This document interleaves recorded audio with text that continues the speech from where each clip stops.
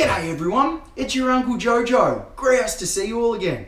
So today what we've got is a shower recess. It's a shower and a bath in one. So we've got the bath underneath me just here, and then we've got the shower just over here.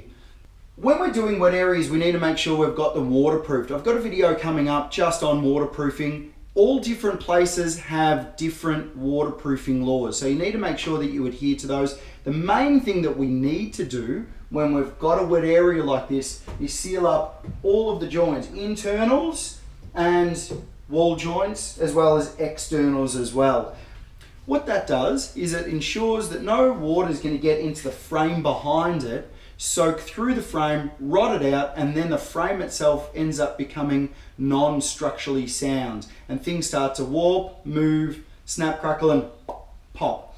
So by waterproofing and by doing things properly, we won't have that problem in the future. If you've got any questions or queries about it, please flick it over. I'll answer them for you best I can when I can. Thanks for watching, and like always, stay unreal banana peel. I'll see you in the soup.